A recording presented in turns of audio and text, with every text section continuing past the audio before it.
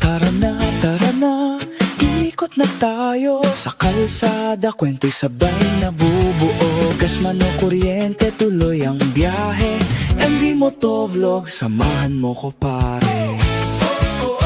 Samahan mo ko pare. Sa umaga pa, tara na. Okay, hello guys. Ikot na tayo. We have been here and ngayon pupunta tayo ng una, Alamba muna before we go to what do you call this? Lipa City, Batangas, no? Para ayusin ipaayos yung ating isang cellphone, yung ating Realme. So, samahan niyo ako sa ating biyahe. Ngayon naman, ang gamit natin ay itong ating Aerox version 1, yung ating Aerox S. May kwentong nadadampo, simpleng lakad lang, pero buhay ay umaagil.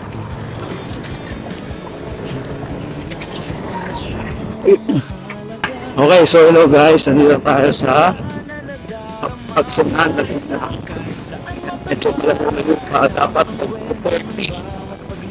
Nasa Liwanag na tayo para sundin si Mrs. Then after that, tuloy tayo ng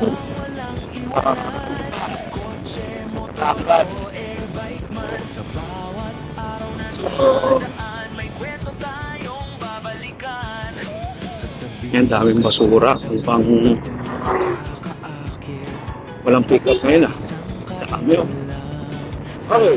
So ngayon, gamit natin itong ating Aerox S yung version 1.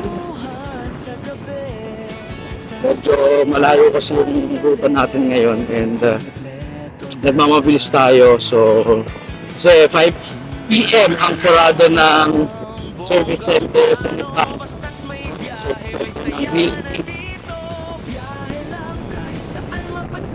Napagawa na natin yung cellphone before doon sa service center na nasa Lipa.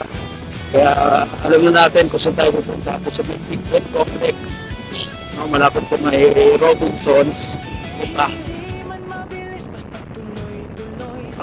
Hindi natapos kasi may mga piyesa na kailangan pa lang kami. Medyo marami-rami napalitan doon sa tawag dito, marami-rami napalitan doon sa natin, sa device natin.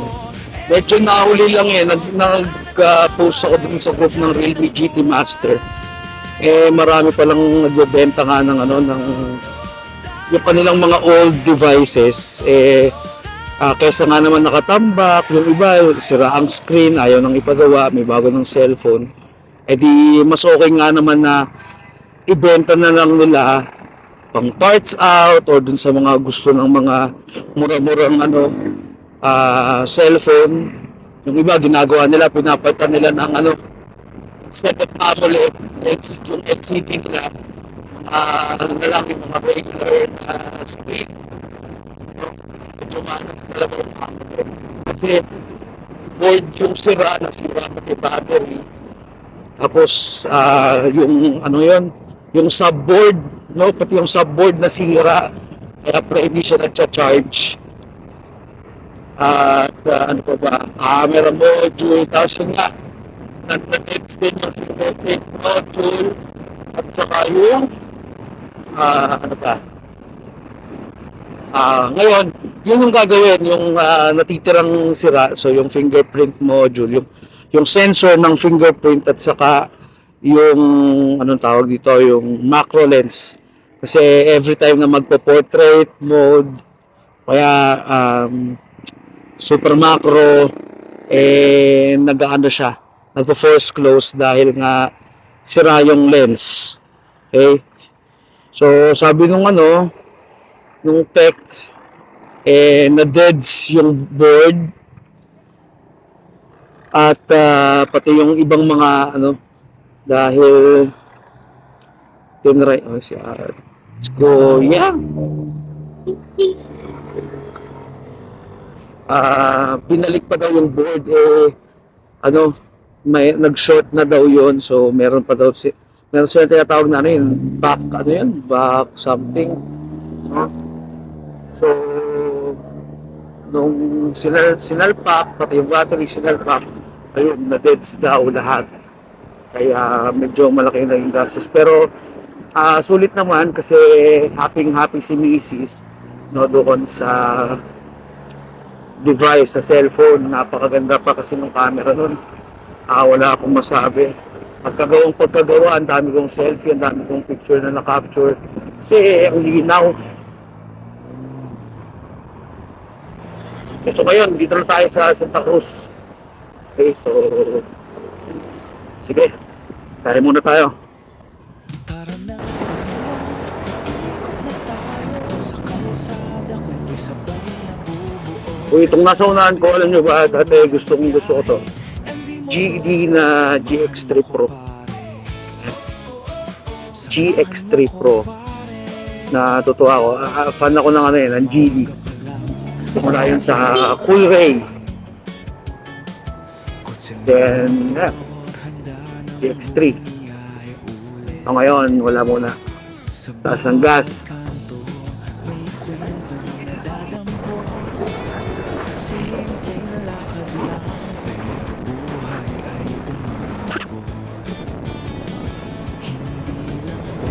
Yan, shout out. Kung nagkikilig ko sa Ilocos ng Panada, dito ko sa aking kaibigan.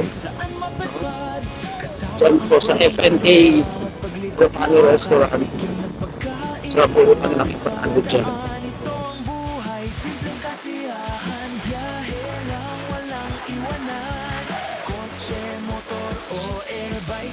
Sa bawat araw na dumadaan, may kwento tayong babalikan. Sa tabi ng kalsada, may lutong nakakaakit. Isang kainan lang, saya'y sulit na sulit. Kape sa umaga, kwentuhan. Ayan, so nakikita nyo, nandito tayo sa kaabahan ng Pila Highway. Oo, ang dami pang mga puno. Ang sarap mag-drive, no? Sa mga ganitong klase ng lugar, madilim, no? Hindi masakit sa balat yung araw, at feel na feel mo na nasa probinsya ka. Pero, wala ang ginagawa kasi kapag road widening is talagang pinuputol na yung mga puno, and hopefully, no, mag-survive itong Pila Road, Pila National Highway, o yung National Highway natin dito sa Pila, Laguna. Okay, so next location tayo. Let's go!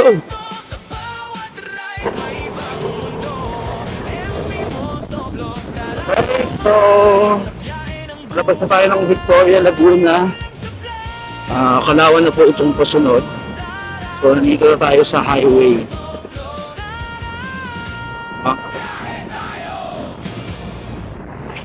Okay, so Kalawan Highway. Kung saan maraming mas kasaya po.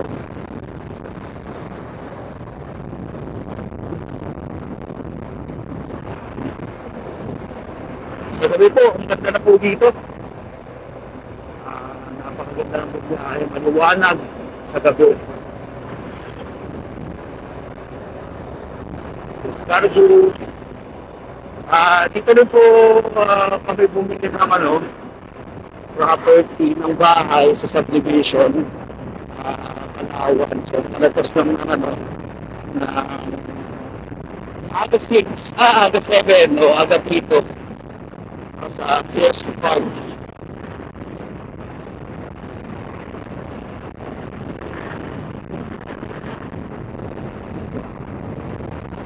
Itong highway po ito, dito po maraming bilihan ng malaman.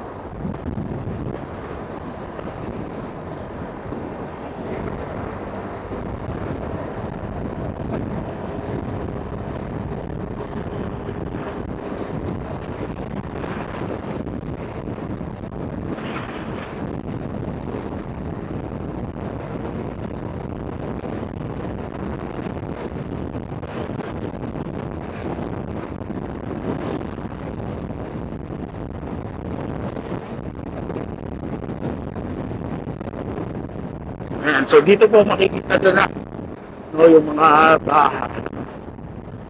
And, malapit na po dito yung West Park.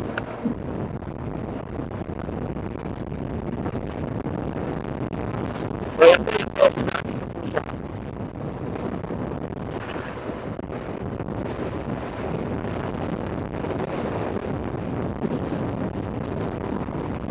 here sa Ababito. And then, ayan, subdivision na po ito. Construct po na yan. Hopefully, turnover na. So, yung entrance po naman, no, subdivision. Yan. Yung mga kabilang So, yan po ang entry ng ating pong subdivision sa First Park. Malapit tayo sa Kuya tumatakbo. Tara na, ikot na tayo sa kalsada, kwento'y sabay na bubuo. Gas man o kuryente, tuloy ang biyahe. MV Motovlog, samahan mo ko pare. Samahan mo ko pare. Sa umaga pa lang, makina'y gigising.